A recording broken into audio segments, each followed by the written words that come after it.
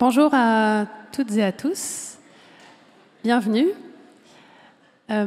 Pour commencer cet échange, je vais inviter sur scène un poète, Vincent Avanzi, qui va vous proposer un petit intermède en musique et en poésie. Merci Vincent, je te laisse la parole. Merci Anne-Sophie. Bonjour à tous, bienvenue.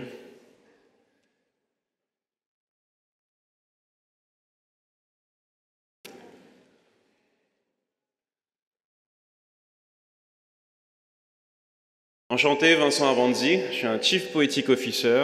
Je me suis donné comme mission de vie de réenchanter le monde avec la poésie. Et ce qui suit est une symphonie poétique intitulée « Paradis sur Terre ».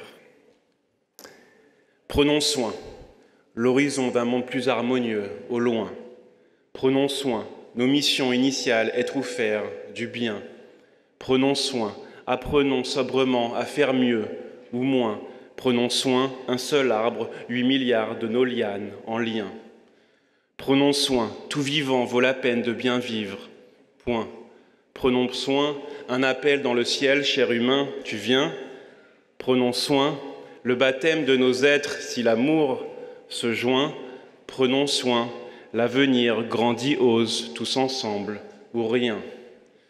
Mûrir ou mourir, telle est la question de bon sens de notre avenir pour le coécrire, et que l'humanité demeure une chance, et pas juste un lointain souvenir. Paradis sur terre, harmonie superbe, harmonie superbe. Le meilleur moment pour planter un arbre de vie était il y a 20 ans. Le deuxième meilleur moment est maintenant, dit un proverbe chinois. Bizarrement, il y a 20 ans, je rêvais de transformer la Terre en un vaste jardin d'Éden. Aujourd'hui, je rêve juste que chaque être humain trouve son propre paradis terrestre sur son chemin d'éveil.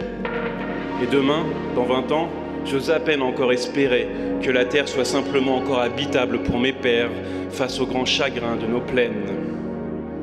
Mais quand j'y pense, ce n'est pas le sens de l'évolution humaine, ou plutôt de l'élévation humaine. Celle des instincts, celle des êtres d'instinct naturel de survie, à des êtres de conscience planétaire épanouis en harmonie. Voilà notre essence humaine. Et la renaissance d'une reine, l'humanité si belle, quand, unie vers elle, elle déploie ses ailes de lumière. Donc je m'interpelle et ose mettre mon petit grain de ciel, telle une prière éternelle entre Dieu le Père et Terre-Mère, afin que nous cohabitions demain sans haine avec toutes les espèces du système solaire. Un poing en l'air et une main sur le cœur en guise de « je t'aime » pour rassembler les quelques loups solitaires en un grand tout solidaire, en cœur, dans un monde de merveilles. Paradis sur terre, harmonie superbe. Cette poésie, je la dédie à l'arc-en-ciel que colorie la grâce de chaque être humain, car l'avenir réside dans l'harmonie d'une partition à 16 milliards de mains. Au siècle dernier, en contemplant la lune, on disait « un petit pas pour l'homme, un grand pas pour l'humanité ». Au XXIe siècle, en contemplant la Terre, on dira « un petit pas de côté, un grand pas pour notre humanité éclairée et une révolution poétique pour magnifier notre sublime constellation étoilée. » Parce que qu'allons-nous léguer à nos enfants? Enfin non, justement pas à nos enfants, mais en eux, en guise de présent. Le merveilleux dans les cieux pour illuminer leurs yeux avec ce vœu de voir éclore le monde en beaucoup mieux. Car il n'y a pas de murs, il n'y a que des ponts. Tout comme il n'y a pas de tueurs, il n'y a que des bombes. Aussi vrai qu'il n'y a pas de dur, il n'y a que des bons. Gardons confiance dans l'horizon, le temps de l'avenir sera long. Paradis sur terre, harmonie superbe, H-A-R-M-O-N-I-E. C'est l'amour, c'est l'humain en amour qui rêve d'un monde en osmose avec le nous, dans l'invisible des étoiles, harmonie. Et si nous sommes aujourd'hui au purgatoire, entre l'enfer et le paradis, entre l'apocalypse du capitalisme et le biomimétisme de l'humanisme, c'est peut-être parce que l'on n'est pas humain, mais on le devient pour réaliser notre destin commun. Alors devenons humains et dédions notre vie à une noble cause pour voir apparaître le chemin vers notre apothéose.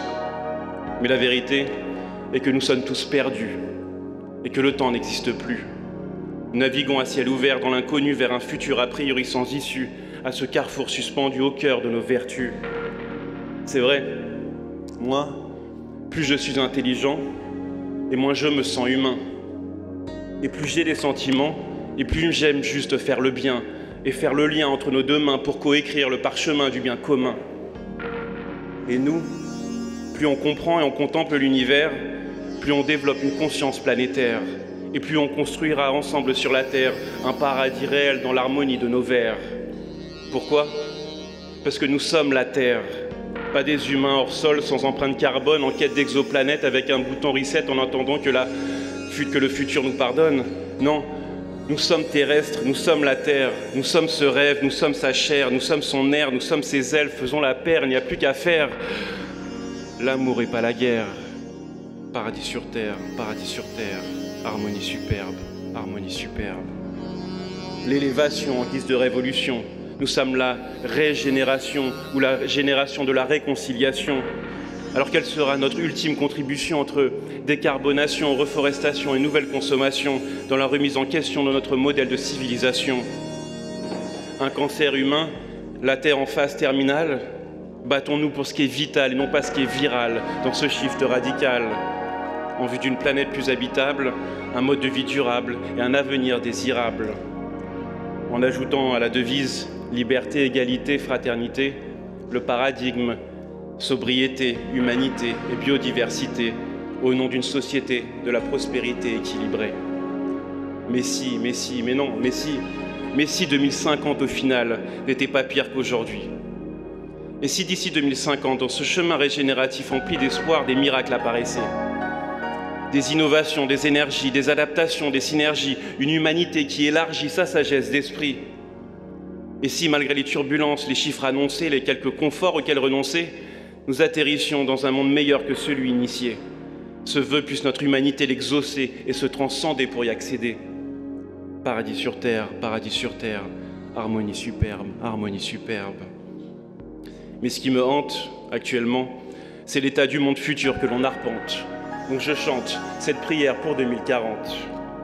Que la Terre nous enchante d'une biosphère abondante. Que l'humanité soit vivante d'une vie d'amour bienveillante. L'humaine comédie après Dante, harmonieuse étoile brillante. Fin de la descente de la mort lente, remontons la pente, telle une plante. La vie au-delà des profits, une destination en harmonie, écrire nos parts de colibri, marcher rêve vers l'utopie. Oui, on ira tous au paradis, ou plutôt, nous avons tous un paradis en nous. Donc à nous de le trouver, de le construire, en nous, connectant à la vie avec un grand V au grand tout. Paradis sur terre ou terre de paradis? Si la Terre regorge de paradis, alors oui, demain sera un paradis. Et la Terre, cette planète bleue, couleur de l'harmonie, deviendra notre arche de Noé, ou plutôt l'arche de nos rêves. Cap sur le carpe diem sur le navire de l'essentiel. Et si on fait des services militaires pour faire la guerre, faisons des retraites spirituelles pour faire la paix. Se changer soi pour changer le monde, m'a dit un jour une blanche colombe. Paradis sur terre, harmonie superbe, harmonie superbe. Vous voulez un secret? Le futur secret comme un être secret. Alors accouchons d'un présent comme nous accouchons d'un enfant. Et si notre humanité est aussi vulnérable qu'un nouveau-né, puisse chaque être humain pour la terre devenir un jardinier et pour l'avenir un ouvrier, porteur du vivant comme d'un être sacré. Oui, élevons-nous, nous, pas la température, mais nous, de l'amour à l'âme mûre pour un futur en harmonie avec la nature. Et écrivons chacun et chacune une lettre au futur, intitulée « Lettre au futur », L''E-T-R-E, dans l'arbre des possibles avec nos plumes. Parce qu'on a tous au loin le désir de la mer. Oui, le désir de la mer, devenir de bons pères, sœurs, frères, juste des êtres de lumière. Alors en guise de promesse, aujourd'hui je m'engage. Je m'engage pour le futur de ma fille et tous les enfants de la Terre, à contribuer à co-créer un monde plus durable, aimant et harmonieux, afin que notre humanité puisse vivre et évoluer pour l'éternité comme dans un rêve éveillé sous un ciel étoilé et enchanté. Alors à ce soir, ma chérie, joyeux anniversaire. Chante une berceuse, ton âme si précieuse, amoureuse, majestueuse, la vie aime, merveilleuse. Ne t'endors pas, éveille-toi, dessine tes pas sous les étoiles, qui sonne le la de ta belle voix. À chaque départ, remets les voiles pour croire en toi, tes choix et tes joies. Amen. Paradis sur terre, harmonie superbe, harmonie superbe. Alors oui, pour finir, à vous tous, guerriers de lumière, belles âmes de l'univers, rêvons encore de paradis écologiques à l'encontre des maladies économiques et de l'inertie systémique. 8 milliards d'humains dans une même équipe, iconique, notre génération sera poétique et le combat contre l'urgence climatique sera épique. Ainsi, après le jour du dépassement, appelons de nos vœux la décennie du réenchantement, tel un engagement sur la piste de danse de notre interdépendance pour célébrer l'amour du vivant en plein émerveillement, en harmonie avec tous les éléments en reliance. Et soyons prudents, mais soyons aussi étincelants, pour que de multiples néants naissent un océan géant en guise de renaissance. Autant en emporte le vent et surtout le vivant, dans nos cœurs à présent, apaisés, pendant qu'il en est encore temps. Donc très chers humains matures, quand je dis notre futur, je voudrais voir tout le monde crier « grandeur nature ». Notre futur, notre futur, notre futur. Merci infiniment à vous, à Nayar pour la musique, Nathalie pour la fresque, et longue vie à nous tous dans cette exceptionnelle planète. La poésie sauvera le monde et nous sommes tous ces extraordinaires poètes embarqués dans une odyssée humaine. Merci beaucoup.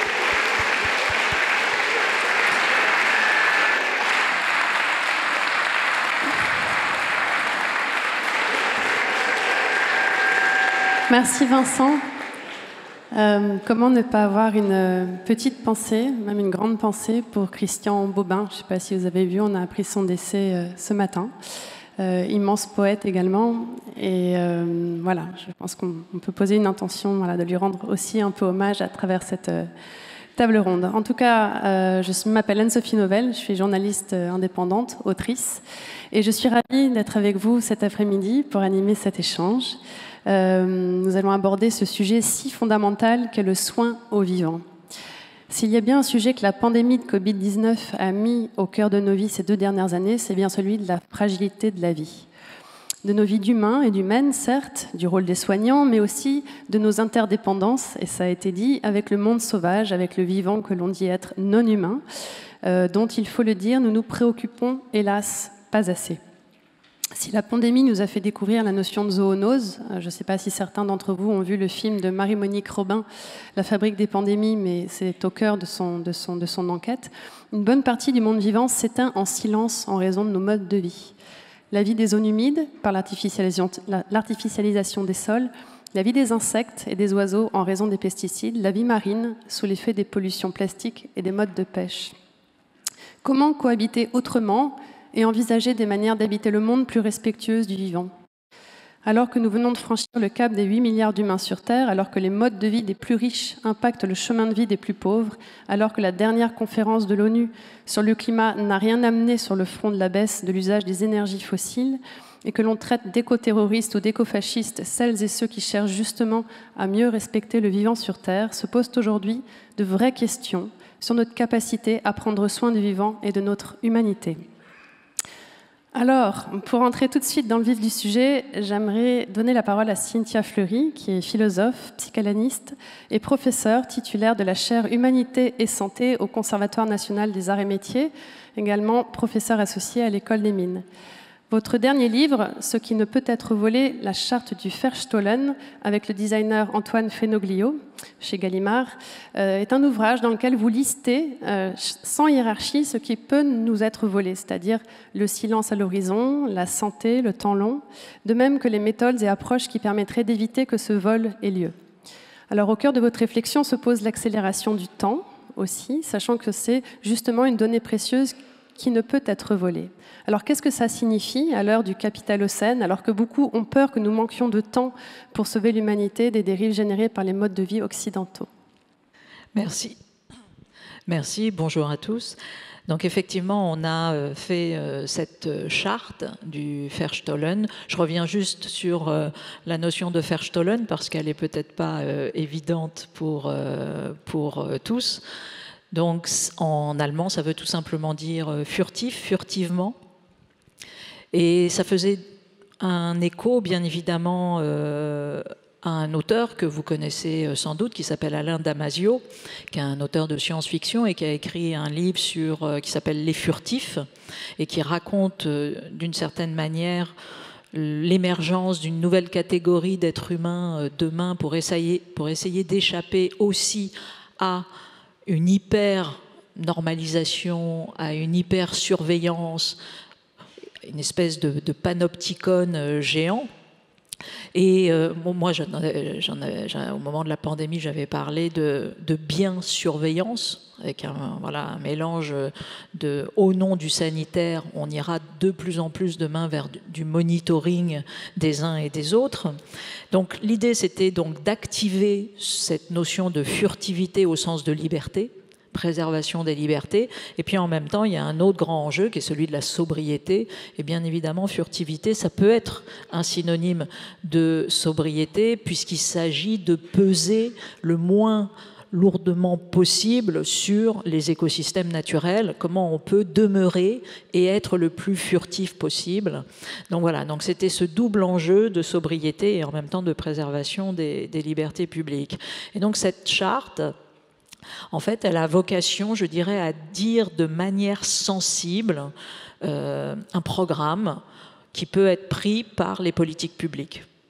Parce que c'est fondamentalement ça, c'est-à-dire c'est une autre manière de s'adresser aux politiques publiques par le versant sensible, par le versant de l'expérience et de leur dire mais quand on fait des politiques publiques pour réaménager un territoire, par exemple, en fait, on doit préserver certaines choses. Et ce qu'on doit préserver, c'est ces 10 choses-là. Nécessairement. Et c'est important parce que ces 10 choses-là, elles sont compatibles demain, et elles sont non seulement compatibles, mais elles sont les conditions de possibilité d'une soutenabilité d'un contrat social naturel. Je fais les deux. Moi, je suis c'est vrai, un ancien chercheur du muséum.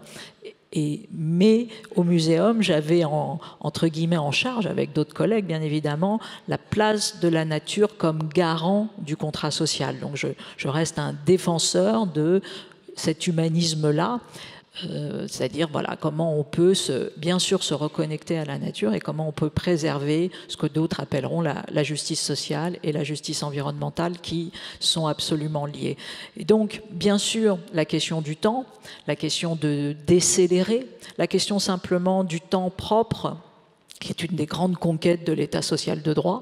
Et demain, c'est vrai, et peut-être je m'arrêterai là, mais si on veut défendre une action des citoyens notamment, mais voilà, de chacun d'entre nous dans ce qu'on appelle la démocratie continue, la démocratie délibérative, la démocratie participative, etc., il faut penser la modélisation économique de cette citoyenneté que moi j'appelle capacitaire. Et donc nécessairement, c'est la question du temps. Est-ce que nous avons du temps pour le faire? C'est la question des moyens. Ça veut dire que quand je suis en train de participer à une convention citoyenne, quand je suis en train de produire un texte qui peut-être va être une aide pour amender tel ou tel texte, etc., qui me paye? Voilà, parce que je ne peux pas me mettre en danger. Donc ça veut dire que la superstructure qui est autour de moi doit pouvoir dégager un temps citoyen pour que ce temps, je puisse l'allouer à une capacité de participer aux affaires publiques. Et ça, c'est des enjeux clés aujourd'hui si on veut véritablement transformer l'action institutionnelle, c'est-à-dire que nous avons à inventer des outils institutionnels nouveaux, décentralisés, qui travaillent avec d'autres types d'échelles. Et ça aussi, le Verstollen, c'est quelque chose qui manie des échelles beaucoup plus dans la proximité, dans les territoires. Donc voilà ce que c'est que le Verstollen. Donc à la fois bien sûr la conquête du temps, mais vous verrez la conquête du silence, la conquête de l'horizon, la conquête de ce qu'on appelle la générativité du vulnérable, c'est-à-dire comment la vulnérabilité doit cesser d'être niée et comment au contraire elle doit être utilisée comme un point pour penser une théorie de la conception, etc., etc. Le soin aux morts. C'est un point très important. Je pense qu'on a tous fait l'expérience pendant la pandémie de cette légitimité anthropologique essentielle qui est que une cité se bâtit par l'accompagnement aux vivants, mais par l'accompagnement aux morts. Et donc, c'est très important de préserver ces espaces, cette possibilité. Et ça aussi, ça demande le temps de se recueillir, possible, etc., etc. Est-ce que vous avez des exemples concrets d'application de cette charte? Oui, alors vous allez voir, c'est très très basique en fait, parce que l'enjeu d'une charte, c'était bien sûr de réveiller, si j'ose dire, l'architecte et le designer qui sommeillent en nous tous, mais d'avoir une charte qui puisse parler encore une fois autant à des administrateurs du territoire, des institutions publiques, mais qu'à un maire de village, qu'à un directeur d'école, qu'à un directeur, un DRH dans une entreprise, etc. etc. Donc c'est la possibilité. Et donc en gros, aujourd'hui, on a lancé un programme scolaire. Voilà, à la demande, à chaque fois, c'est volontaire. C'est des directeurs. Là, c'est un directeur d'école qui voulait absolument que, tiens, qu'est-ce que c'est que le Verstollen pour les enfants? Est-ce que ça peut produire un programme scolaire? Lequel? Comment? On travaille avec une réhabilitation d'hôpital. Qu'est-ce que c'est que le Verstollen à l'hôpital? On travaille un jardin. Je vous donne tous rendez-vous d'ailleurs pour aller voir le jardin du Verstollen à Chaumont-sur-Loire. Vous connaissez peut-être ce lieu magnifique. Et là, on est en train de le dessiner. Et justement, ça sera un jardin qui reprend les 10 points avec Antoine Fenolio, et ça sera donc en mai, puisque là on commence et on va planter vers février.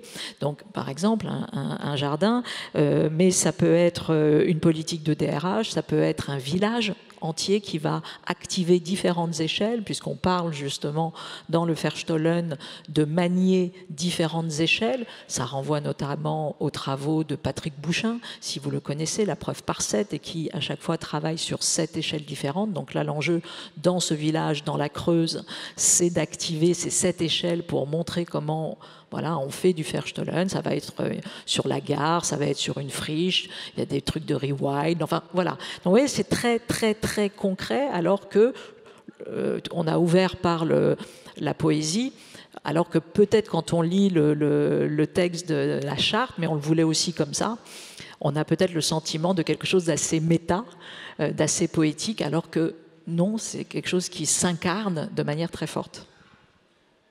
Est-ce qu'il y a un endroit où vous documentez justement toutes ces applications de la charte? Oui, alors on a un endroit qui s'appelle la chaire de philosophie à l'hôpital du GHU Paris, psychiatrie et neurosciences.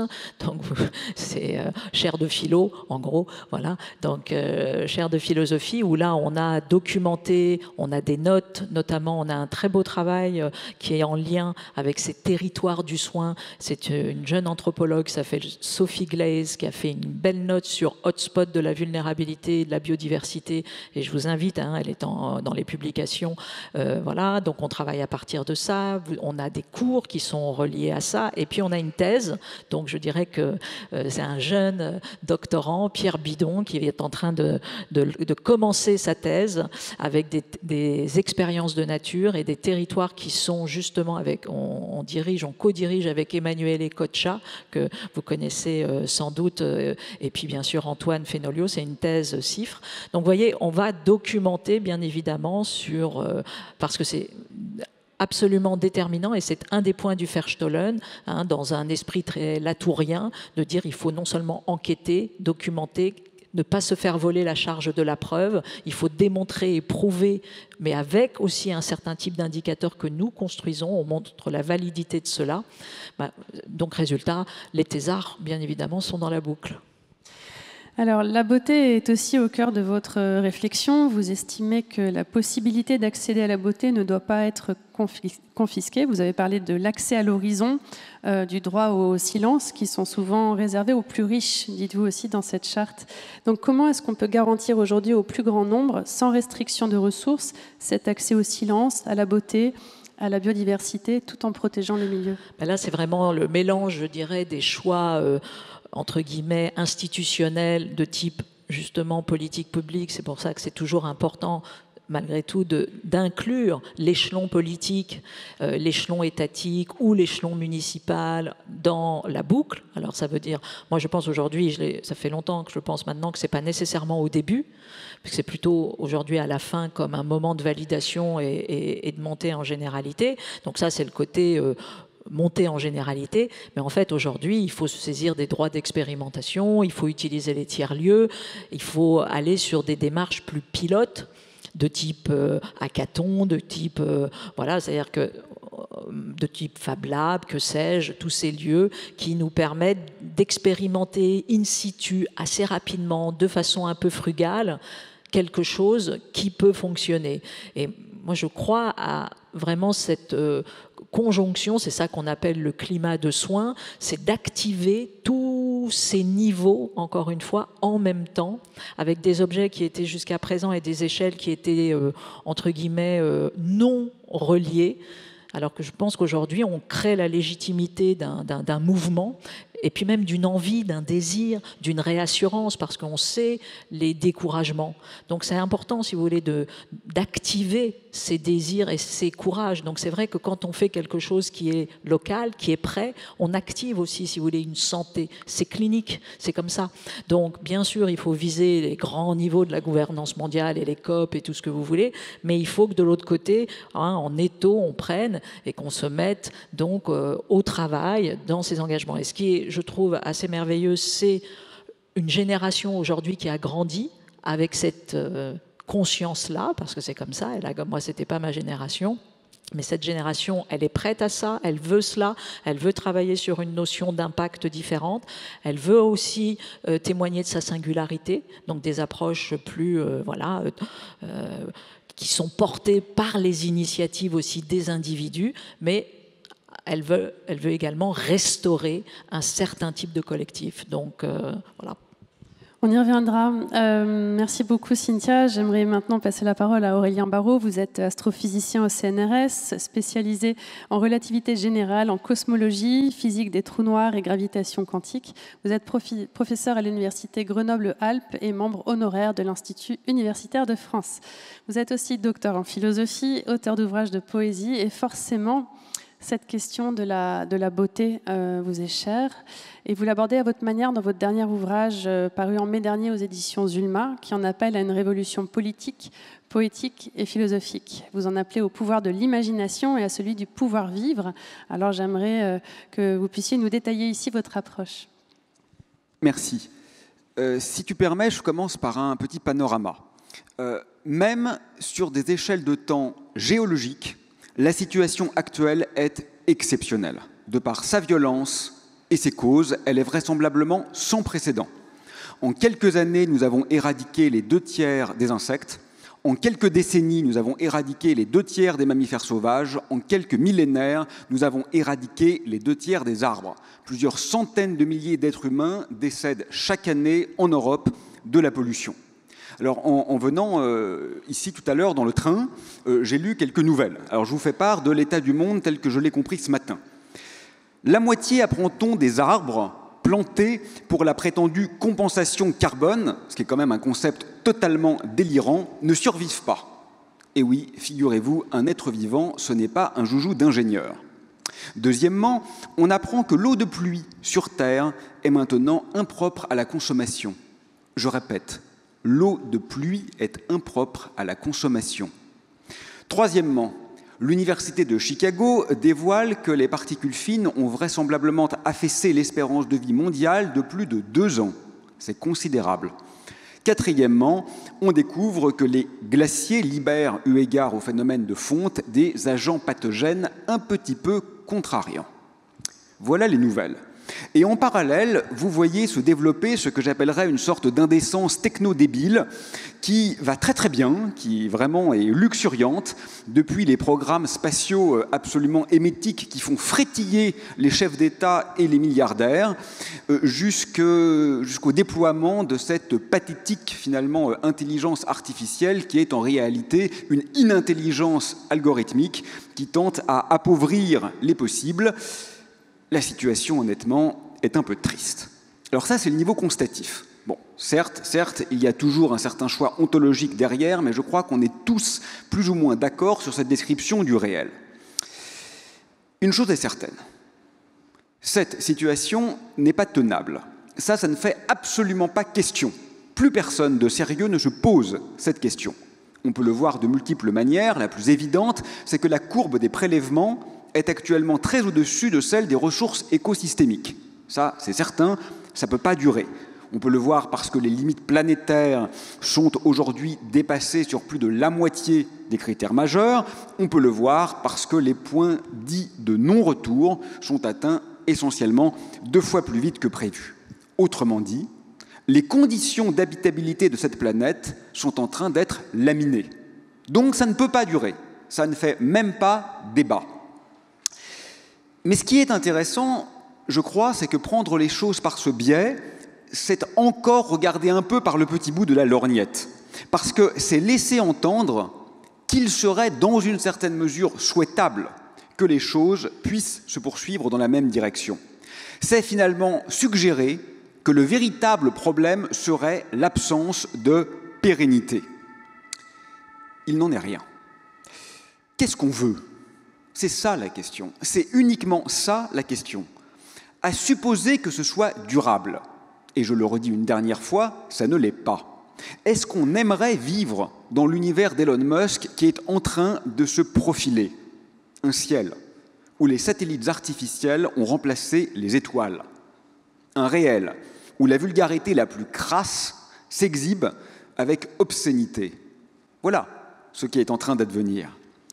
Pour le dire autrement, quand on annonce aujourd'hui, les larmes dans les yeux et la main sur le cœur, qu'il va falloir faire preuve d'un peu de sobriété ou de frugalité, n'exhibe-t-on pas précisément notre extraordinaire niveau d'ensorcellement? Nous en sommes finalement donc, semble-t-il, arrivés à un point où l'expérience d'une balade dans une forêt réelle, peuplée d'oiseaux volants, nous apparaît comme un appauvrissement de l'expérience virtuelle d'une excursion numérique. Autrement dit encore, une discussion dévisue serait une atrophie d'un tweet. Je crois qu'il faut être violemment envoûté. Je voudrais donc insister. Notre monde est intenable. Ça, c'est un fait scientifique. Mais il est aussi insouhaitable. Ça, c'est une proposition. Notre axiologie, je crois, est clairement mutilée. Nous ne sommes pas, je veux le redire, dans une crise du réchauffement climatique. Nous ne sommes même pas dans une catastrophe systémique liée à la destruction des espaces habitables, à la pollution, à l'interruption des cycles biogéochimiques et à l'acidification des océans. Tout cela est vrai, bien sûr, mais ce ne sont que des symptômes. Les traiter un à un est non seulement impossible, mais aussi inutile. Tant que, me semble-t-il, l'artificialisation du vivant demeurera notre objectif, notre dessein, les modalités n'auront pas beaucoup d'intérêt. Nous sommes, je crois, dans un effondrement de la cosmopoétique du réel, dans un oubli de la beauté et un déni de la finitude. Nous sommes au point d'absurde, d'une arrogance métaphysique qui s'est échouée sur sa propre vanité. Pour le dire de façon un peu provocatrice, je crois qu'il n'y a aucun effort à faire. Il y a juste à redessiner l'architecture du sens. Il y a juste à aimer, aimer. Le temps de l'abondance, lit-on ces derniers jours dans les journaux, est terminé pour les Occidentaux. Alors c'est vrai, certes, il va falloir apprendre à faire preuve d'un peu d'humilité. Nous, la civilisation de l'échec, la plus destructrice de tous les temps du point de vue de la biosphère. Les inventeurs, dirait Edgar Morin, de la thanatocène, de l'ère de la mort. Et pourtant, je crois qu'il faut nuancer. L'abondance, en réalité, n'a jamais eu lieu. D'abord au sens trivial, que l'on connaît tous, bien sûr, où nombreuses et nombreux sont celles et ceux qui sont demeurés dans un état d'urgence vitale, mais aussi en un sens peut-être plus profond, où notre richesse était un leurre, un trésor sec et triste, une forteresse vide, dirait Bettelheim, un joyau toxique. Il n'y a pas d'effort à faire. Il suffit de renoncer à nos addictions mortifères et d'ouvrir un peu la fenêtre de la contingence. Il suffit d'ouvrir les yeux. La richesse ne se compte ni dans le nombre d'abonnés Insta, ni dans la taille des turbos de nos voitures. Il s'agit au mieux d'insignifiance, au pire de marqueurs clairs de délinquance. Il n'y a rien à envier dans ces mondes morts, qui sont en réalité emblématiques de notre nécrophilie numérique. Et c'est finalement ça le plus drôle. Ici, la prescription est performative. Il suffit de le dire, parce que tout cela ne tient que par l'architecture de nos désirs. Les réorienter, c'est agir. Alors bien sûr, on le sait, la technologie a été utile. Elle devient létale. Ça ne demande pas un niveau d'analyse extrêmement élevé. Vous pouvez appeler ça l'effet paracétamol ou la pharmacie de Platon si vous êtes un peu plus pédant. C'est la même idée. Ce qui est remède à petite dose devient poison à dose de gavage. C'est trivial. Ainsi en va-t-il de la technique et de la finance. Alors de deux choses l'une.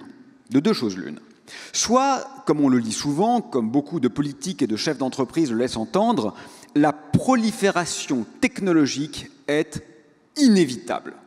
Il ne faut même pas se poser la question. Il ne peut pas en être autrement. Si c'est vrai, cela signifie effectivement que nous sommes face à un développement de type tumoral qui nous a échappé. Il va donc falloir une certaine dose de chimiothérapie et ça va être violent et risqué. Soit ce n'est pas vrai et nous avons encore le contrôle. Et alors, il faut le montrer. Mettre fin à cette course totalement délétère et délirante, ce monde de machines et de programmes. Il n'est pas juste inepte et dangereux, il est laid.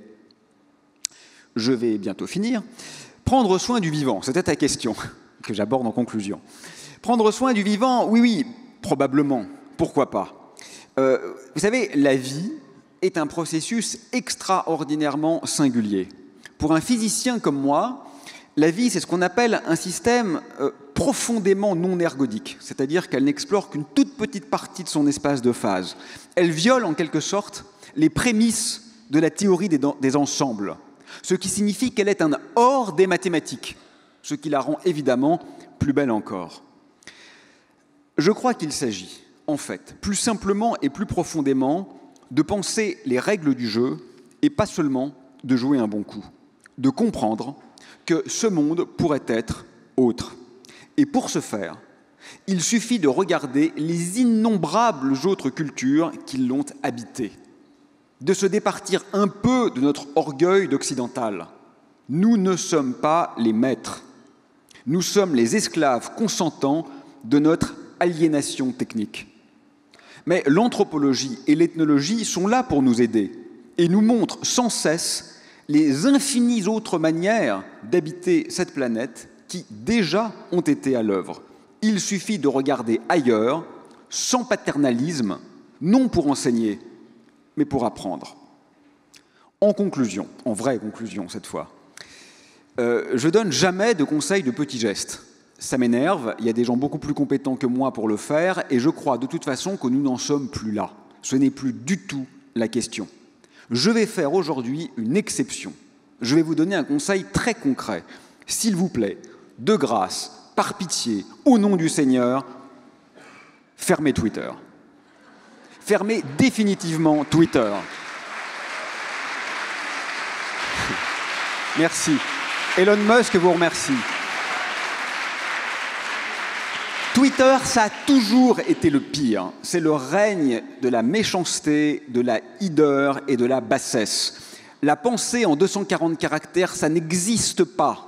C'est la négation dans les termes de la pensée. Et aujourd'hui, c'est en plus devenu le symbole de l'homme le plus vil au monde dans son rapport à ses employés, à la beauté, à la pensée, à l'État et à l'avenir. Quiconque aujourd'hui use encore de ce moyen, n'importe quelle entreprise qui aujourd'hui encore fait de la publicité sur Twitter est quand même complice du massacre. Merci.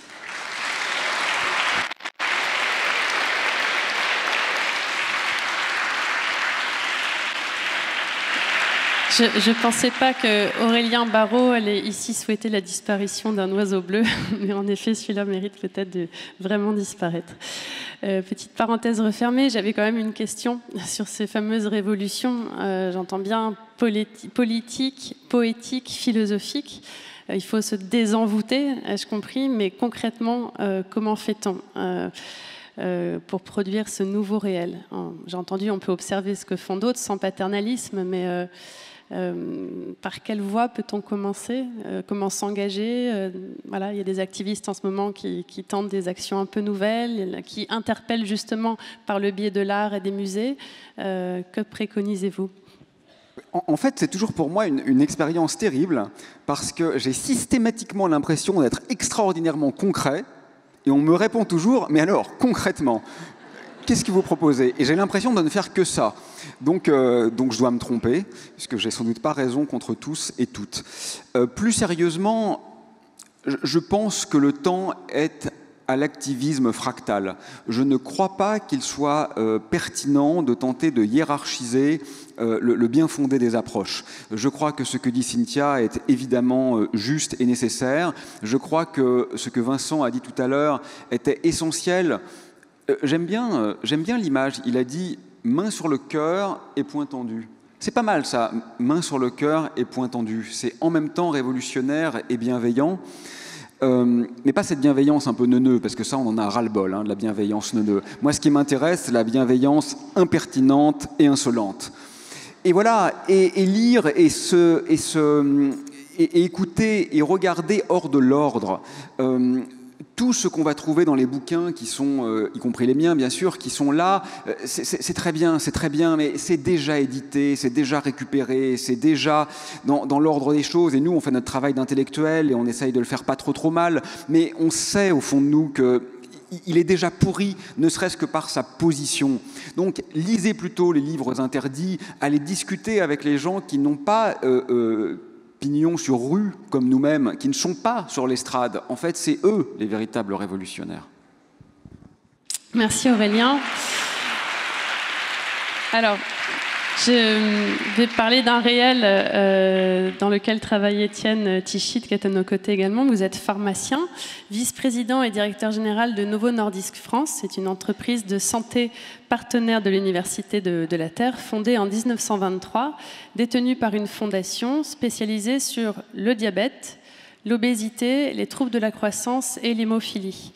Depuis janvier 2021, vous êtes aussi vice-président aux affaires publiques de Polépharma. C'est un réseau pharmaceutique en Europe qui regroupe des acteurs de la filière biopharmaceutique implantés dans les régions Centre-Val-de-Loire, Normandie et Île-de-France. Bref, du coup, vous êtes dans le réel, dans le soin, dans l'urgence, vous êtes pleinement dedans.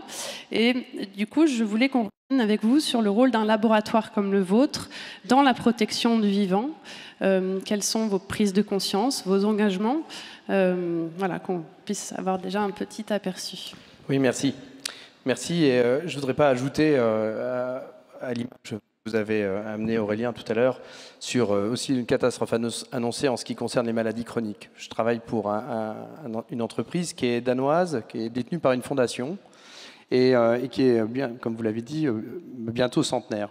Et dans ce contexte-là, c'est un engagement dans le temps, déjà, dans le temps pour traiter des maladies chroniques. Et on l'oublie souvent, la maladie chronique, c'est la maladie du quotidien. C'est celle avec laquelle le patient vit avec ce que l'on appelle le fardeau de la maladie. Et on en a tous autour de nous, de la famille, des amis, voilà, qui sont touchés par ces maladies-là. Donc nous, en tant que mission d'entreprise, évidemment, et en tant que mission d'entreprise du médicament, l'objectif, c'est de pouvoir accompagner au long cours des patients avec des solutions qui sont de plus en plus holistiques, si je veux utiliser un terme voilà, qui permet de regrouper en fait toutes les maladies connexes à une maladie chronique comme le diabète ou comme l'obésité. Et donc ça démarre par la recherche et le développement, parce que pour nous, tant qu'il n'y a pas de guérison, il n'y aura pas de cesse d'innover. Et donc on a plus de 5000 chercheurs aujourd'hui qui cherchent tous les jours, pas seulement à améliorer la glycémie de celles et ceux qui sont atteints de diabète, à améliorer le poids de celles et ceux qui sont victimes d'obésité ou les autres pathologies que vous avez citées, mais surtout, ce qui nous anime tous les jours, parce que là on peut parler du vivant dans l'entreprise, c'est de chercher à tout prix à prendre le patient dans son ensemble, dans son intégralité. Parce que quand on est victime d'une maladie chronique, il y a toujours des maladies connexes. Donc, typiquement, quand vous êtes atteint de diabète, vous êtes souvent atteint d'une maladie cardiovasculaire, souvent atteint d'une maladie rénale, souvent atteint d'obésité. Et la difficulté, c'est de réussir, en fait, à non seulement avoir une offre pour le patient qui va lui permettre de mieux vivre au quotidien, mais aussi d'espérer un futur meilleur. Donc on est pleinement dans le cœur du soin et en ce qui nous concerne, on a la responsabilité chaque jour de 35 millions de patients dans le monde. Donc ce qui veut dire qu'il faut aussi qu'on trouve un modèle pour innover et aussi prendre soin tous les jours de toutes ces personnes qui sont atteintes de maladies chroniques. Donc libérer du fardeau, ça veut dire qu'il faut qu'on prenne le patient dans son intégralité, il faut qu'on soit aussi capable de l'accompagner, donc de trouver des outils, des technologies qui permettent de l'accompagner. Et puis, au final, de réussir à produire aussi pour l'ensemble de ces patients chaque jour. Et ça, c'est aussi un défi net.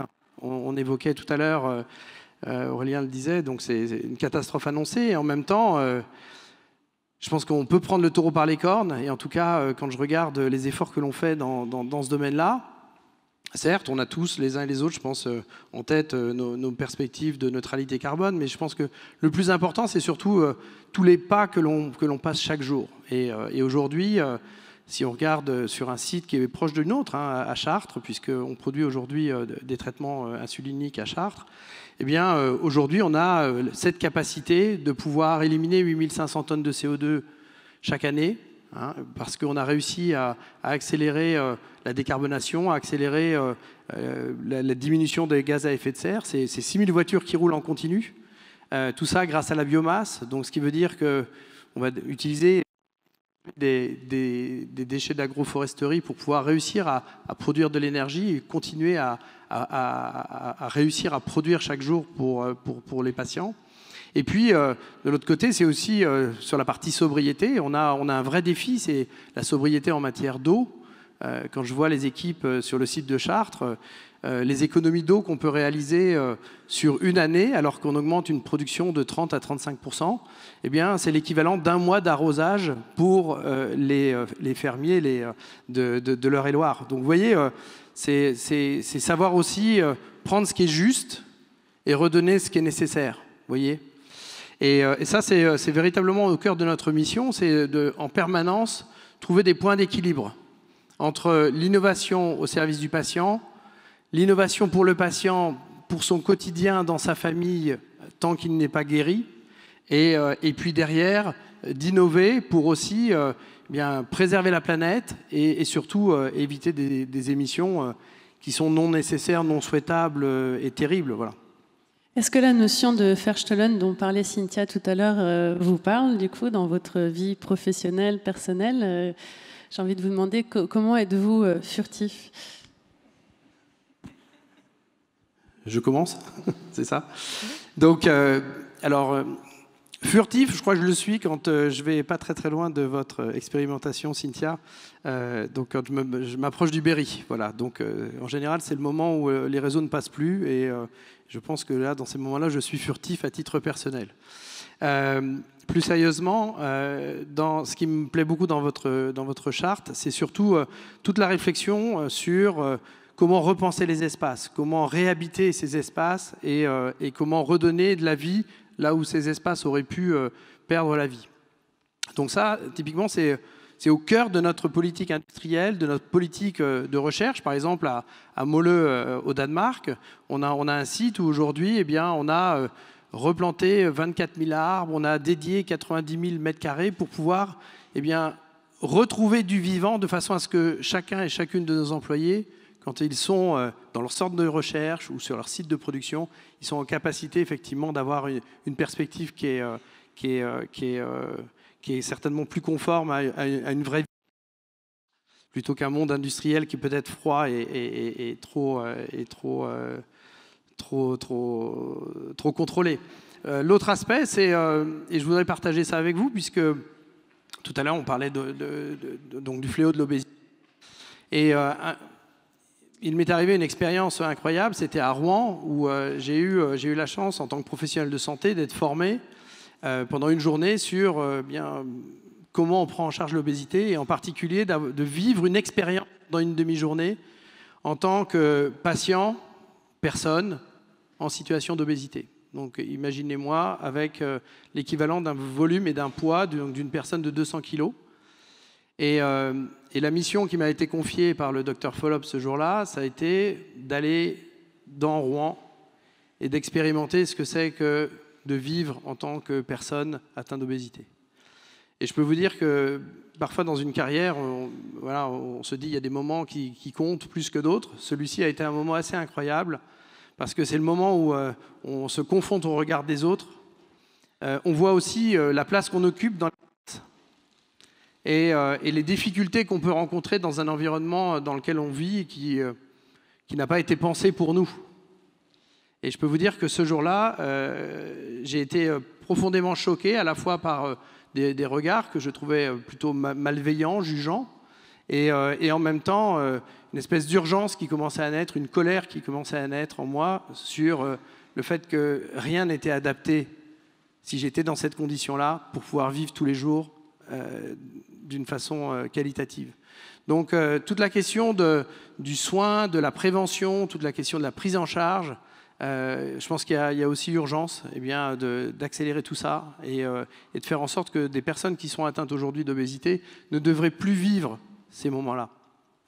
Oui, avec une forte dimension, on l'entend dans votre approche de médecine, on va dire plutôt préventive, plutôt que uniquement curative, j'ai l'impression. Ces 2 dernières années, je le disais un peu en introduction, la santé a été au cœur de nos vies, de nos préoccupations, la santé de nos écosystèmes aussi.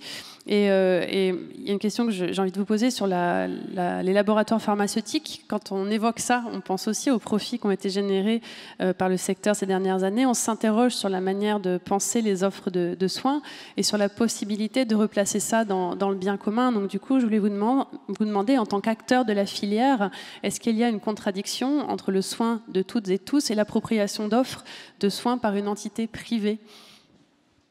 Évidemment, c'est une question qui se pose dans la société, en général, bien sûr. Alors, je ne vois pas de contradiction dans le sens où ces recherches nécessitent des investissements qui sont colossaux.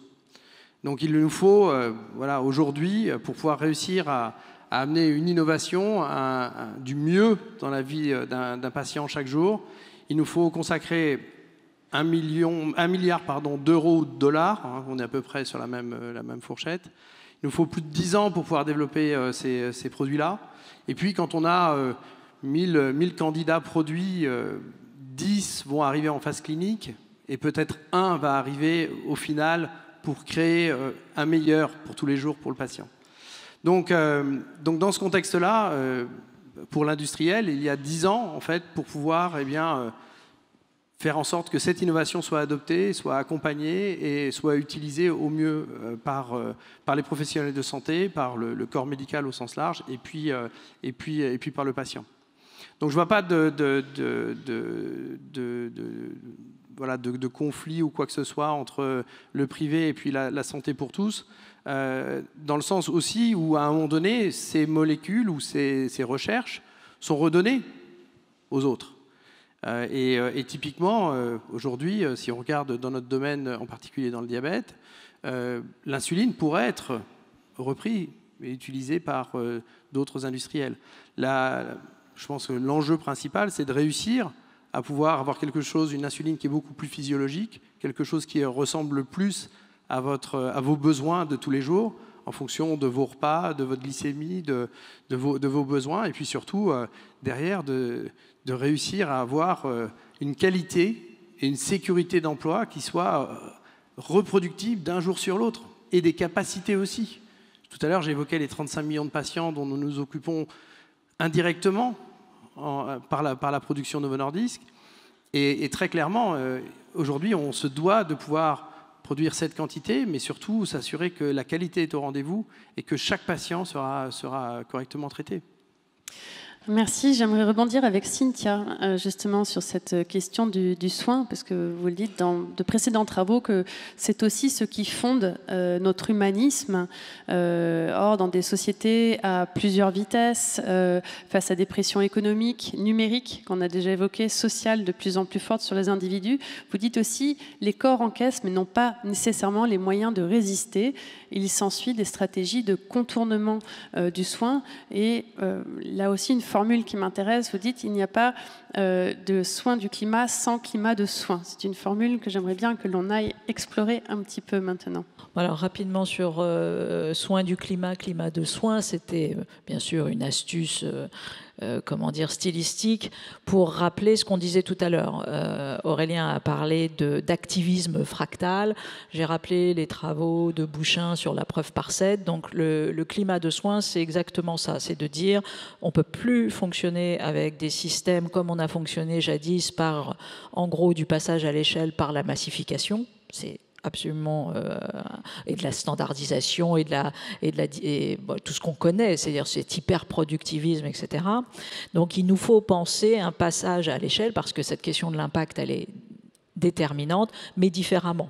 Et donc, nous, c'est ce qu'on a appelé le climat de soins, c'est-à-dire qu'on va aller, comme un acupuncteur, trouver quantité de points, quantité d'échelles différentes, un village, une entreprise, une multinationale, une école, une communauté d'apprenants dans le monde digital, etc., des patients, une cohorte de patients, par exemple. Vous voyez, donc c'est tout ces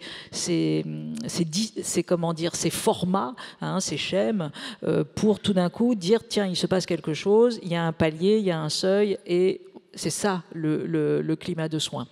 Donc et puis bien évidemment à chaque fois mêler des acteurs de types différents, de la question de la biodiversité, la question du non-humain, enfin vous voyez, donc de travailler comme ça sur ces combinatoires, et de penser une gouvernance des communs qui nous sied davantage. Donc ça, c'est le premier point. Le deuxième point, c'est que, donc effectivement, donc moi je suis titulaire d'une chaire qui est hospitalo-académique. Elle est Conservatoire national des arts et métiers et GHU Paris psychiatrie et neurosciences. Et dans cette chaire, elle est dédiée, entre guillemets, aux humanités médicales. Et en gros, elle utilise la matrice des humanités médicales, le prendre soin, pas simplement. Alors, notre premier cœur de métier, philosophie clinique, savoir expérientiel. On a un partenariat structurel avec l'Université des patients qui a été fondé par le professeur Tourette Turgis, et c'est très important puisque tout est co-designé entre guillemets avec les patients, les familles, etc. C'est des questions de démocratie sanitaire. On est très très lié à cette question bien évidemment du diabète, puisque par ailleurs on a des antennes à l'étranger. On a une chaire au Mali qui est une chaire humanité et santé au Mali, dans le service endocrino, et qui est porté notamment par l'ONG Santé Diabète, Stéphane Besançon, sur la question du diabète précisément, donc la lutte pour le prix de l'insuline à un juste prix. Je vous renvoie aux travaux de Pauline Londex, de Stéphane Besançon et de quantité d'autres, mais qui tous les jours se bagarrent à ce niveau-là. Et par exemple, qu'est-ce qu'on va faire? Alors la chaire est dédiée aux humanités médicales liées au diabète, mais on a déposé un projet sur sciences participatives et patients. Et comment justement on fait rentrer les patients dans les sciences participatives pour qu'ils soient, eux, dépositaires de protocoles scientifiques participatifs, pour qu'ils repensent les parcours de soins, pour qu'ils viennent monitorer différemment les normes de vie qui sont les leurs, etc., pour qu'on repense les questions d'observance. Donc tout ça, c'est qui nous présente, eux, des critères qui sont valables d'abord aussi pour eux. Donc vous voyez, c'est tous ces travaux qu'on fait à la chaire, et c'est déterminant parce que c'est bien sûr, vous avez parlé de l'holistique, on peut dire le One Health. Aujourd'hui, on essaye véritablement de montrer le continuum des soins entre le soin du vivant, le soin des personnes, le soin de la santé, etc. Bon, donc on est dans ces approches, là, et on essaye puisqu'on est dans cette transition entre guillemets épidémiologique qui fait que la chronicité aujourd'hui est un élément clé. Hein, les maladies chroniques sont sont devant. Et il faut bien comprendre que les maladies chroniques devant l'infectieux, alors quand il y a une zoonose, ça peut, on s'y perd un peu, sauf que dans la zoonose à l'heure actuelle, aujourd'hui, c'est encore une chance, mais la problématique, c'est la comorbidité. Donc, malgré tout, c'est le fait qu'il y ait des maladies chroniques derrière qui viennent se surajouter et qui produisent des formes graves, etc., etc. Demain, ça ne sera peut-être pas comme ça. Mais ça veut dire quoi, si vous voulez passer de l'aigu, entre guillemets, de l'hyper-aigu au chronique? C'est ce qui a été dit. C'est-à-dire, c'est toutes vos normes de vie qui changent. C'est toute la question du rétablissement, c'est toute la question de la prévention, c'est toute la question de l'ambulatoire, c'est toute la question du care, etc., etc. C'est la démocratie sanitaire, c'est des nouveaux parcours de soins. Donc ça, c'est quand même une autre manière de devoir penser nos systèmes de soins, et c'est encore une fois ce qu'on essaye de faire à la chaire. Merci Cynthia. Aurélien, je ne vous ai pas fait rebondir sur cette charte du Verstollen. Je voulais peut-être qu'on le fasse un petit peu, mais aussi qu'on s'attelle aussi à cette question de savoir comment est-ce qu'aujourd'hui on peut faire entrer la sensibilité au vivant dans notre champ d'attention, plus souvent accaparé par les écrans, vous avez assisté là-dessus, mais aussi dans le champ de l'attention politique. C'est intéressant la situation dans laquelle on est. Vous vous rappelez, il y a 1 heure, quand on est entré dans l'amphi, c'était agréable. On entendait des chants d'oiseaux diffusés vraisemblablement par de gros amplis numériques, et je suppose qu'ils étaient probablement d'origine synthétique. Et puis, on a vu un petit film de Bienvenue où on nous montrait qu'il fallait aimer la vie, aimer l'écologie, être connecté. Non, mais ça n'a rien à voir, être connecté. C'est complètement dingue, en fait. Vous voyez, c'est passé comme ça, comme une lettre à la poste, là, tout à l'heure, dans le petit film de Bienvenue. C'est la même chose. Vous êtes gentil, vous êtes bienveillant, vous aimez le vivant, vous êtes connecté. Non. Être connecté, ça n'a rien à voir avec les mots d'avant, précisément. Et puis là, il y a quelqu'un, vraisemblablement quelqu'un de très intelligent et sympathique, hein, mais qui a planté le décor, et il ou elle, je ne sais pas, a trouvé que c'était chouette de mettre des néons roses. C'est vrai que c'est plutôt joli d'ailleurs, mais c'est marrant quand même. On s'est dit, tiens, on va mettre 8 ou 7 ou 6 néons roses sur Terre, sur scène. C'est même pas le problème d'ailleurs de ce qu'ils consomment, hein, c'est sans doute très faible, mais c'est la symbolique du truc. On se dit qu'un néon rose, là, bah, c'est mieux que s'il n'était pas là, en fait. Voilà. Et puis après, on a vu qu'on était quand même tous là parce qu'on est sponsorisé, paraît-il, par Casino et L'Oréal, donc super. On est avec les gentils, quoi, tout va bien. Alors oui, c'est compliqué parce que alors la furtivité, moi je suis entièrement d'accord avec ce qu'a dit Cynthia, hein, évidemment. Certains aimeraient bien la trouver aussi. Par exemple, les jets privés des grands patrons, ils aimeraient beaucoup être furtifs parce que ça les stresse beaucoup qu'on arrive à suivre leurs déplacements. Donc c'est un luxe nécessaire. Ça me fait penser aussi à ce que disait Isabelle Ebrard, qui parlait du droit à l'errance que nous avons perdu et qui est absolument indispensable. Donc je n'ai évidemment pas de réponse, hein, à ta question, mais en fait, il y a tellement d'agressions multiples quand on les identifie qu'on se rend compte que ça serait quand même pas très dur de changer un peu, je crois, l'architecture à la fois de nos indignations, l'architecture de nos désirs, et puis aussi effectivement l'architecture de nos rhizomes, c'est-à-dire qu'est-ce qu'on met en lien avec quoi. On ne doit pas mettre en lien vivant et connecté, ça c'est un mensonge, ça il ne faut pas le faire. En revanche, il y a beaucoup d'autres liens qu'on peut créer et qu'on s'est évertué pendant des siècles à déconstruire.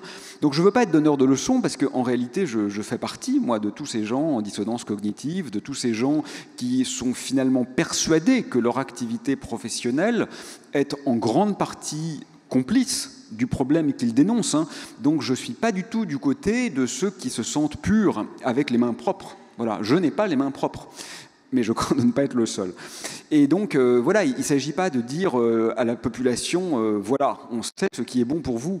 Il s'agit de dire, en fait, on sait une chose, c'est que la continuation à l'identique est vraisemblablement ce qu'il y a de pire, enfin, peut-être pas de pire, mais en tous les cas, n'est pas tenable. Alors, essayons ensemble des explorations un peu irrévérencieuses, et nous verrons où elles nous mènent. J'avais aussi une petite question sur la pratique artistique et le lien au vivant. Je sais que vous en avez aussi déjà beaucoup parlé, mais voilà, comment est-ce que vous le faites au quotidien?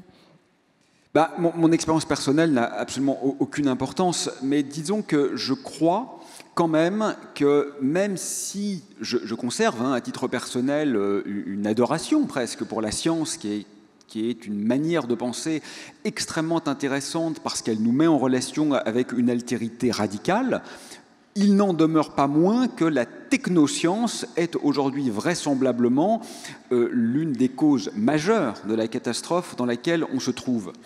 Et ce qui est intéressant avec le geste artistique d'une façon absolument générale, générique, c'est que dans sa structure même, dans son essence, il ne peut pas se contenter de trouver la meilleure manière de slalomer entre les poteaux, il doit arracher les poteaux. Sinon, c'est déjà plus de l'art, c'est déjà muséifié, c'est déjà presque momifié, et c'est déjà quelque part une récupération quasi économico-financière du geste. Donc oui, je trouve que là, il y a quand même... C'est d'ailleurs un truc que j'ai trouvé intéressant. Vous avez vu, la semaine dernière, tous les hebdos, tous ceux que j'ai vus en tous les cas, faisaient leur une sur l'écoterrorisme. Là, quand même, les activistes écolos, ils allaient trop loin. Je crois que l'un d'eux a titré même le suicide écologique. Pourquoi ? Alors, je ne suis pas spécialiste de la question, je vais peut-être dire une connerie, mais en gros, ce que j'ai compris, moi, c'est que quelques militants déversent essentiellement du jus de tomate sur des vitres. Jamais sur des œuvres. À ma connaissance, jamais une œuvre n'a été endommagée. Jamais il n'a été essayé d'endommager une œuvre. Donc, il y a des gens qui mettent du jus de tomate sur des vitres. Et là, vraiment, c'en est trop. Ça, c'est vraiment plus supportable. Là, on a dépassé la limite. Bon, ils sont fous, quoi. On est devenus fous, en fait. On est complètement tarés. Et par rapport à ça, on ne peut pas quand même ne pas être scandalisé, quoi, par la hiérarchisation de ce qui nous paraît intenable. Et la question de la science, elle est vraiment intéressante parce que, évidemment, je me la pose forcément par des formations professionnelles. Certains pensent que la science est vraiment structurellement problématique. Voir le magnifique discours d'Alexander Grothendieck, l'un des plus grands mathématiciens de tous les temps, en 1972, il y a 50 ans au CERN, qui explique qu'il faut arrêter la recherche. Bon. D'autres, au contraire, pensent que la science est la seule manière de nous sauver. Je crois que les deux points de vue sont un peu erronés, non pas au sens d'une sorte de synthèse dialectique en expliquant que la science, finalement, c'est un peu bien, un peu mal, ça serait neuneux, mais au sens où je crois effectivement que la science doit choisir son camp entre se placer dans la surenchère affirmatrice de ce qui est déjà, auquel cas elle est complice du massacre, soit au contraire utiliser de cette arme de subversion massive qu'elle peut constituer si elle s'attelle à une reconstruction ontologique. Parce que ça, elle peut le faire, même dans mon domaine en physique, on peut se rendre compte que le monde n'est pas du tout ce que l'on croyait. Et ça, c'est exactement ce dont on a besoin. Donc, la question, je crois, c'est moins une question disciplinaire qu'une question de la modalité pratique. Sans doute, c'est vrai aussi pour les artistes, d'ailleurs. Qu'était ma question de départ, le rapport entre l'art et le vivant. Je ne sais pas si vous voulez réagir sur ce qui vient d'être dit rapidement, mais il nous reste aussi du temps que j'aimerais utiliser pour laisser la parole, prendre vos questions. Je pense que quelqu'un va circuler avec un micro et je propose qu'on essaye de prendre 2-3 questions à chaque fois, que je répartirai de manière à ce que le plus grand nombre d'entre vous puissent parler. Alors, je ne sais pas où est le micro, parce que je pense que c'est mieux pour que tout le monde puisse vous entendre. Est-ce que ça marche? Ah oui, ça marche bien. Vous me permettez? Allez-y, monsieur. Oui. Salut Aurélien. Roland, ça va? Voilà. Salut Roland. Oui, Roland. Alors Roland, vous savez, c'est un biologiste qui a travaillé 40 ans en Afrique et 40 ans en France. Et si vous voulez, on parle toujours, j'ai jamais entendu parler, et Aurélien, bravo, parce qu'il faut prendre en compte des gens qui ont la solution, et en particulier les pays autochtones. On dit toujours les pays autochtones peuvent apporter, au lieu de leur imposer, je suis tout à fait d'accord avec toi Aurélien, eh bien c'est à nous de prendre le message. Et j'interviendrai, puisque je suis dans un atelier qui s'appelle « La vieillesse a de l'avenir ». j'ai 82 ans, j'étais à Stockholm, à Rio, j'ai travaillé en tant qu'universitaire en écologie, j'étais IRD Orstom à l'époque, j'ai fait un mandat UNESCO préparatoire au développement durable à Rio, et donc j'ai encore, à 82 ans, apparemment j'ai le tonus, j'ai fait un livre qui s'appelle « La Terre et nous », que Aurélien connaît. Ouais. Et donc, demain soir, si vous voulez entendre des choses plus pratiques, mais les philosophes africains, en particulier malgaches, ont plein de choses à nous apprendre et ils savent parfaitement se retenir. Donc, ne délirons pas trop. Hein, je rejoins absolument les discussions d'aujourd'hui et revenons les pieds sur terre. C'est absolument fondamental. Merci beaucoup. Merci. Merci. Merci pour votre intervention. Donc, question, allez-y, prenez la parole. Après, on passera à vous, madame, et on pourra aller derrière ensuite. Allez-y. Déjà, merci pour ces interventions. J'aimerais poser une question en commençant par citer un poète, qu'on parle de poésie. Lautréamont, si poète maudit ou prince des poètes il fut, disait que les gémissements poétiques de son siècle étaient des sophismes. Ma question, en fait, en appelle à une autre tout de suite après. La poésie, oui, certes, mais la poésie, sous quelle voûte, par quelle muse doit-on être inspiré? Quelle valeur consensuelle doit être prise, en fait? Parce qu'étant donné que la modernité, doit-on revenir sur les acquis de la modernité occidentale en ce qu'elles font primer l'individualité égotique? Comment faire de la poésie aujourd'hui, en fait? Voilà ma question. Première question. Après, je voulais prendre... Oui, excuse-moi. Oui, allez-y.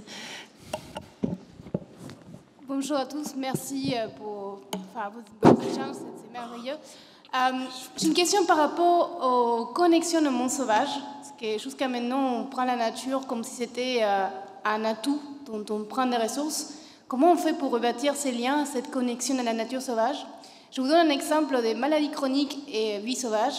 Aujourd'hui, on massacre plus d'1 million de renards en France, des renards qui permettent de contrôler la maladie de Lyme.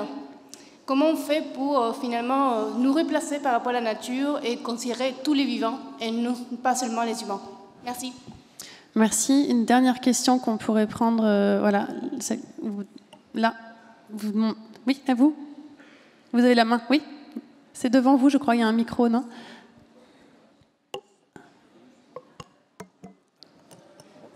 Excusez-moi, je suis loin à la détente. Merci beaucoup d'avoir fait un état des lieux de ce qui est visible.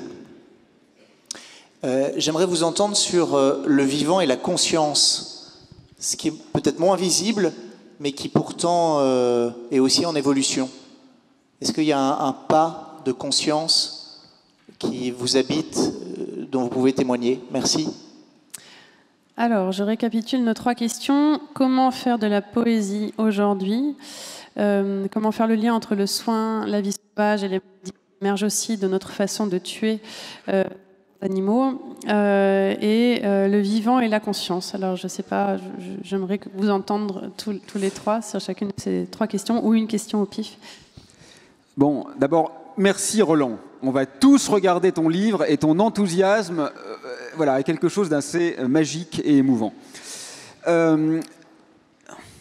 Pour la poésie, alors c'est vrai que c'était bien d'avoir donné l'exemple des Chants de Maldoror, parce que c'est vraisemblablement encore un des livres un peu maudits et donc toujours un peu signifiant. Ce que je veux dire, moi, par cet exemple, c'est simplement que le poète, c'est pas celui qui s'allonge au bord de l'eau en laissant flotter une belle rose sur la rivière. Bon, il peut le faire, mais c'est pas ça, la poésie. Hölderlin disait « la poésie, c'est la précision ». Mandelstam surenchérissait « la poésie, c'est le meurtre ». Ce qui est intéressant dans le geste poétique, c'est qu'il faut connaître, comprendre et maîtriser les règles de la grammaire, de la sémantique, de la syntaxique, avec une extraordinaire acuité. Et en même temps, le poète est en droit et même en devoir de les transgresser à chaque ligne. Sinon, elles n'ont aucun intérêt. Donc, métaphoriquement et au-delà de l'écriture, c'est exactement ça que je voulais dire. Et quand tu me demandes quels sont les consensus sur lesquels on peut s'asseoir, je répondrai absolument aucun. Si c'est consensuel, ce n'est déjà plus très intéressant. Moi, j'adore Jean Genet, qui est toujours un peu sulfureux quand même, hein, et je suis ravi de voir que la Pléiade n'a toujours pas édité l'intégralité de son œuvre. Ça veut dire qu'il est donc encore signifiant de le lire. Voilà. Merci. Étienne Tichy. Alors, peut-être, je ne vais pas élaborer sur la poésie, mais plus sur l'état des lieux et puis sur le vivant. Et en particulier, un point qui me tient vraiment à cœur, c'est la prévention. Parce que quand on parle de maladie chronique, le mal est fait, quelque part. En revanche, la prévention, c'est quelque chose sur lequel il faut absolument travailler. Alors, on peut le travailler de plein de façons différentes. On a choisi, sous l'égide de l'ambassade du Danemark, de travailler la prévention à l'échelle d'une ville, d'une agglomération à Strasbourg. Et donc, en travaillant public, privé, comme les Danois savent le faire, vraiment en toute transparence, en toute confiance, on a réussi à réunir des acteurs qui sont des acteurs à la fois du sport, du monde associatif, universitaire, du soin, et puis aussi des acteurs de l'éducation. Et aujourd'hui, ça donne quoi après 2 ans de travail sur Cities Changing Diabetes à Strasbourg? Aujourd'hui, vous avez 1200 enfants qui sont dans des quartiers difficiles. Donc, si on vient sur la prise de conscience, on a pris conscience de où étaient les points de rupture dans la ville et dans l'agglomération.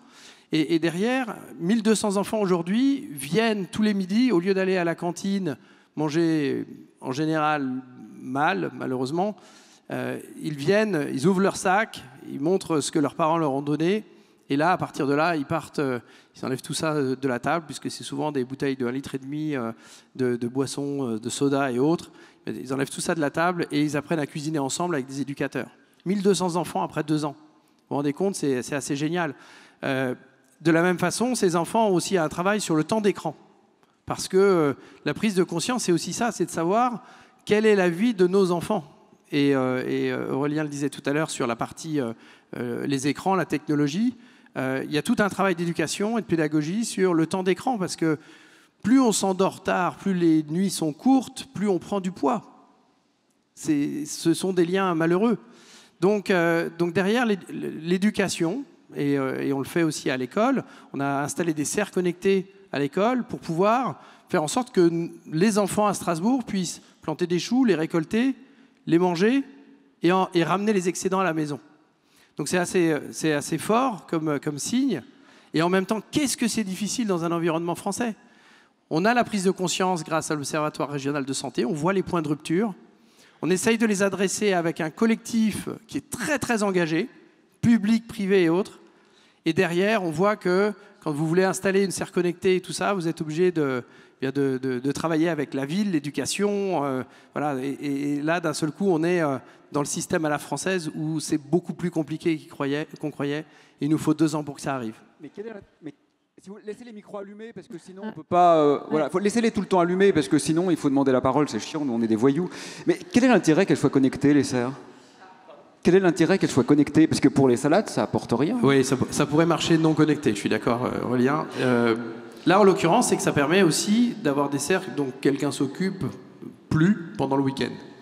Et potentiellement même pendant les périodes de vacances, vous voyez.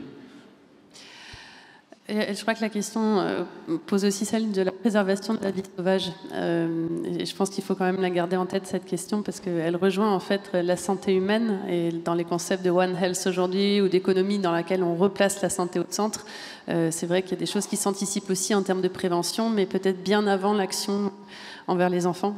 Donc je crois comprendre que c'était le sens de la question posée par Madame. Et donc je ne sais pas si vous avez des engagements en ce sens pour agir bien en amont, justement, sur la préservation de la vie sauvage, par exemple. Sur la préservation de la vie sauvage, je pense que c'est vraiment la logique de savoir occuper l'espace de façon raisonnée, raisonnable, et savoir redonner aussi aux espaces. Si je prends l'exemple... Alors évidemment, on a une production industrielle, donc on ne peut pas se voiler la face. On a forcément des sites qui sont implantés comme à Chartres, comme au Danemark, mais aussi dans d'autres endroits dans le monde. Et nous, notre responsabilité, telle qu'on la voit, encore une fois, on est détenu par une fondation. Donc la réflexion, c'est comment on peut avoir un minimum d'impact sur l'écosystème. Mais évidemment, quand vous implantez un site industriel au Brésil, vous avez forcément le jour J un impact. Parce que vous êtes en train de monter une structure industrielle. Mais derrière, la réflexion de notre groupe, c'est faire en sorte qu'on ait suffisamment d'espace, de terrain, de façon à ce qu'on puisse préserver tout ça. Donc qu'on puisse préserver la vie, qu'on puisse préserver la nature. Et ça, pour nous, c'est vraiment important. Et ensuite, il faut que ces sites aient un minimum d'impact en termes d'utilisation d'eau. Quand on produit des solutions injectables, on a besoin d'utiliser beaucoup d'eau. Mais là, en l'occurrence, on essaye de minimiser au maximum notre impact sur l'eau. Et puis derrière, on essaye aussi d'avoir un maximum de rejet de vapeur d'eau plutôt que de CO2. Pour avoir, encore une fois, un impact minimum sur la zoonose, si on l'appelle comme ça. Il y avait une question sur la conscience. Je ne sais pas si vous souhaitez rebondir Alors, dessus. c'est terrible parce que j'ai absolument pas compris la question sur la conscience, donc ça tombe sur moi. Donc vous allez, on reprendra. Voilà, c'est la prise de conscience. Enfin, moi, je l'ai entendu pas comme ça. saisi. Mais attendez.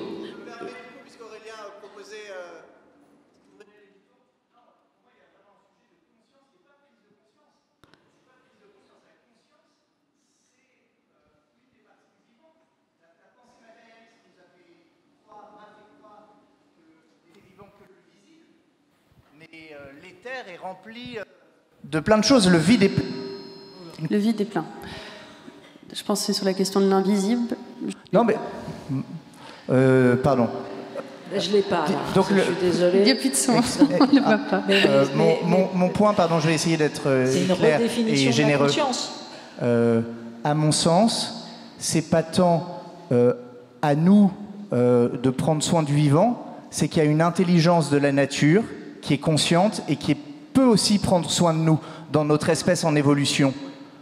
Notre espèce en évolution, elle n'est pas en évolution juste parce qu'on allonge notre niveau de vie ou parce qu'on grandit en taille. On est en évolution parce qu'il y a aussi une conscience qui se manifeste à travers nous. Mais peut-être que ce n'est pas le sujet. Auquel cas, vous avez le droit de répondre à ce que vous voulez, Cynthia. Merci. Merci. Non, parce que c'est un gros sujet. Donc,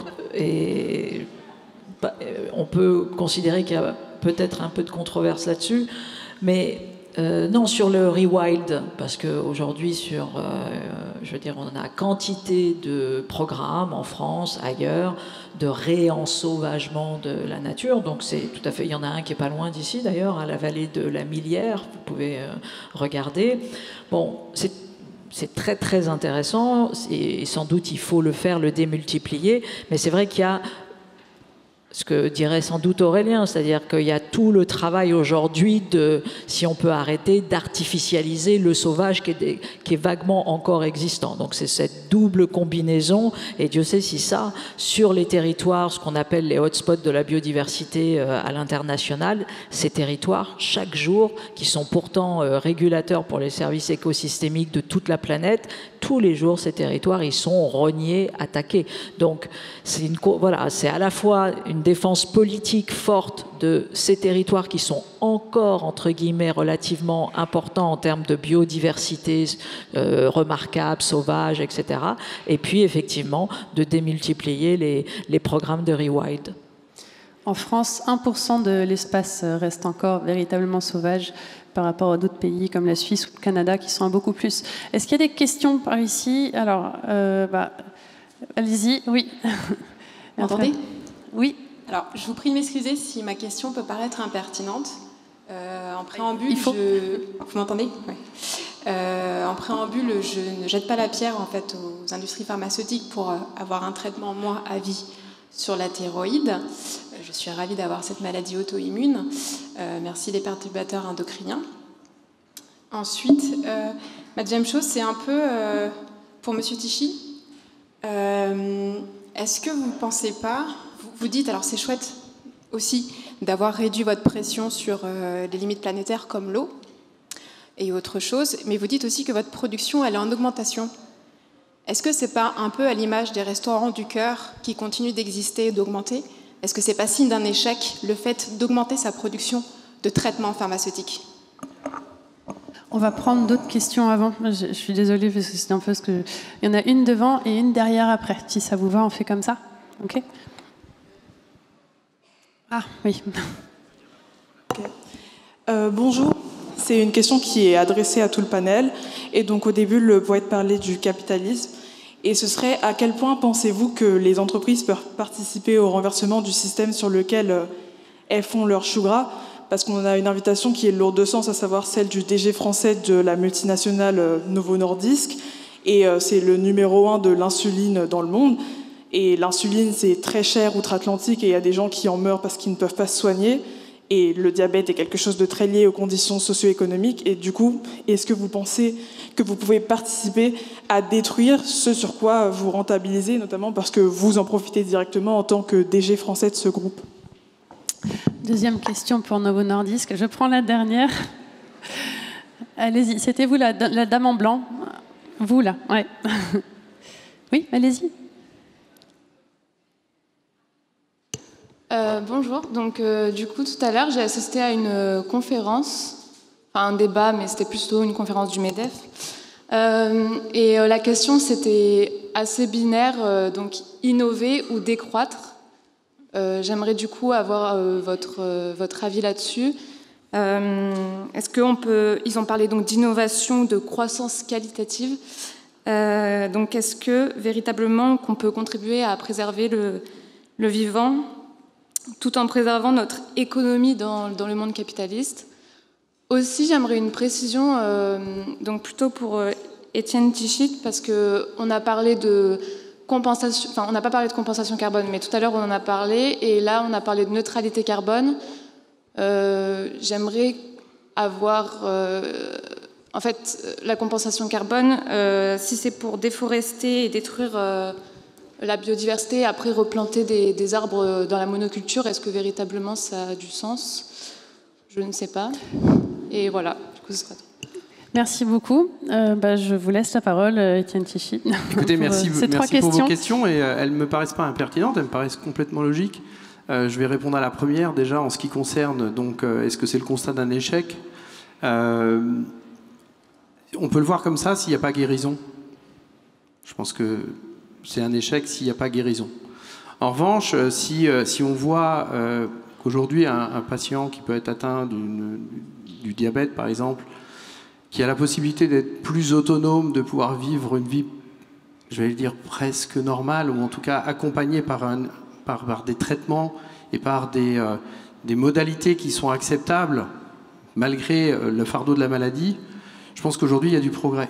Et quand on regarde le progrès réalisé, c'est qu'aujourd'hui, ces patients-là, aujourd'hui, quelque part, on adresse beaucoup plus de besoins, pas simplement le besoin glycémique, mais aussi les problématiques de poids, les problématiques cardiovasculaires. Et donc, dans ce contexte-là, je pense qu'il y a du progrès, et je pense qu'on y contribue. Mais je prendrais aussi la part d'échec, dans le sens où on n'a pas encore trouvé de modalités pratiques pour guérir. Et en tout cas, j'appelle de mes voeux toute la recherche que l'on peut faire aujourd'hui sur des traitements qui seront... je sais que c'est pas un bon terme de les intelligents, mais qui pourraient réagir en fonction de votre taux de glycémie, qui vous permettraient d'avoir des prises beaucoup plus espacées, et de façon à ce que vous soyez, en tant qu'individu atteint d'une maladie chronique, peut-être un peu allégé, au moins sur la partie traitement, parce qu'on sait qu'il y a plein de choses qui sont en jeu au quotidien. Et sur les deux autres questions ?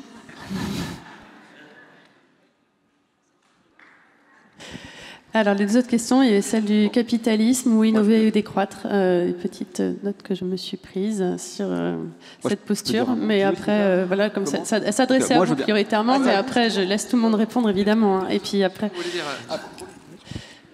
Donc oui, donc l'autre question de madame. Donc, en ce qui concerne en l'occurrence, je pense le résumé, c'est les prix de l'insuline et tout ça. Et... je pense qu'il déjà, il y a une première chose, c'est sur la partie... aujourd'hui, les systèmes de santé sont très, très différents. Souvent, on voit qu'une partie des éléments, et si je regarde, par exemple, vous parliez des États-Unis, sur les États-Unis, aujourd'hui, chaque patient peut avoir accès à de l'insuline à 99 $ grâce au système d'accès qu'on a mis en place. Si un patient est chez Walmart, je ne veux pas faire de publicité, pardon, mais aujourd'hui, un patient peut avoir un traitement à 25 $. Donc, ce qui veut dire qu'on invite et on offre plus d'accès aux patients aussi sur le sol américain. Ce que je voudrais aussi dire, parce qu'on peut évoquer le contexte américain qui est différent du contexte européen, mais je voudrais quand même mettre la lumière sur les pays qui n'arrivent pas parfois à trouver des médicaments et à avoir des infrastructures suffisantes. Et là, depuis 20 ans, on travaille avec la World Diabetes Foundation, qu'on aide au quotidien, et pour lesquels on commercialise et on leur met à disposition de l'insuline à 3 $ le flacon, de façon à ce que, aujourd'hui, on a 572 programmes, 119 pays qui sont couverts par ces approches-là, et qui ont pas seulement le traitement à un prix le plus bas possible, mais surtout, ils ont des solutions d'accompagnement qui sont offertes par la World Diabetes Foundation. Donc il y a des cliniques des yeux, des cliniques pour faire du dépistage, des cliniques du pied qui sont faites dans les différents pays, y compris au Mali. Et ça, pour moi, c'est véritablement important parce que souvent, on a tendance à polariser le monde sur les États-Unis, mais de l'autre côté, on oublie ce qui se passe dans d'autres pays et pour lesquels l'accès au traitement est difficile, mais aussi l'accès à l'éducation. On travaille avec Compass pour pouvoir offrir de l'éducation et de la formation pour les professionnels de santé, pour que dans ces pays-là, il y ait un recours de première ligne. Et je pourrais même vous dire aussi, la World Diabetes Foundation soutient aussi la mise en œuvre de frigidaires, parce que vous n'êtes pas sans savoir que ce type de traitement a besoin d'être réfrigéré. Donc vous voyez, c'est une solution globale qui est proposée, et bien plus que simplement un traitement. Il faut beaucoup plus l'accompagner, madame. Merci beaucoup. Alors, on m'a fait signe qu'on doit vite terminer, donc je voulais vous laisser un mot de conclusion, Aurélien et Cynthia. Bon, moi je vais très vite sur l'autre question, sur nos amis du MEDEF, là, qui opposent décroître et innover. Pas tous, hein. Il y a des gens très sympas au MEDEF. Mais globalement, il faut quand même avoir un niveau d'atrophie de son imaginaire. Merci. Merci beaucoup. Eh oui. Qui est quand même extraordinairement inquiétant. Je prends l'exemple d'une innovation magnifique dont on a hérité depuis quelques mois, la 5e génération de téléphonie mobile. Je prends cet exemple parce que quand quelques-uns ont remis en cause, ont interrogé, ont contesté son intérêt et sa viabilité, Monsieur Roux de Bézieux s'est fendu d'une tribune expliquant qu'il était très inquiet que certains de nos concitoyens renoncent, disait-il, au progrès. Pardon, mais cette technologie 5G, elle induit une multiplication par 4 de la consommation, elle induit des conséquences dramatiques du point de vue de la pollution et de la production avec 1 milliard de nouveaux terminaux mobiles, elle induit des conséquences dramatiques du point de vue de l'addiction et de la fracture numérique. Pour quel gain ? Absolument aucun. Vous pouvez maintenant tweeter en haute résolution depuis le fin fond du Sahara. La balance bénéfice-risque est absolument minable. Si c'était un médicament, jamais il n'aurait l'autorisation de mise sur le marché. Les effets délétères sont extraordinairement plus grands que les quelques avantages. Et donc ces gens sont envoûtés à leurs propres croyances. Je suis désolé, mais arrêtez de se droguer. Ce n'est pas décroître, c'est revivre. Je crois qu'il y a là une forme d'addiction à des schèmes numériques qui sont tellement débiles que le fait même d'y voir globalement une croissance relève d'une vision délétère de ce que peut être la croissance. Tout ce qui compte peut croître, doit croître. Mais si vraiment on doit se passer de la 6G et que cela nous émeut au-delà des mots, alors effectivement, tout est perdu. Oui, pour juste un mot effectivement de conclusion, mais qui va sensiblement dans le même sens que ce qui vient d'être dit, sur la question des entreprises. On ne fera rien sans les entreprises. Donc, en fait, c'est le rapport de force qu'on va pouvoir établir et qu'on établit, hein, et qui est multiple. Alors, il s'est joué à plusieurs niveaux, là encore. Aujourd'hui, c'est sans doute les nouvelles générations qui ont été éduquées différemment et qui ne veulent plus fonctionner de la même façon, qui, en entrant dans les entreprises, de toute façon, contraignent les entreprises par des nouveaux usages, d'autres types d'impact, etc. De l'autre côté, on a essayé, avec, c'est vrai, beaucoup de washing, entre guillemets, sur les questions d'entreprise à mission, sur les questions de raison d'être, etc. De l'autre côté, on fait du name and shame. C'est-à-dire que ce qui ne peut pas être récupéré par la norme et la construction de la norme, ou par l'axiologie, c'est-à-dire le renversement des valeurs, on va l'obtenir à coup de lanceur d'alerte et en faisant que du name and shame, en tuant la réputation d'une entreprise. C'est peut-être ce qui va se jouer avec Twitter et Elon Musk. Aujourd'hui, il a fort à perdre dans cette histoire parce que, de fait, il peut être désavoué à ce point-là que tout d'un coup, les actions de l'entreprise dégringolent et ça chute, etc., etc.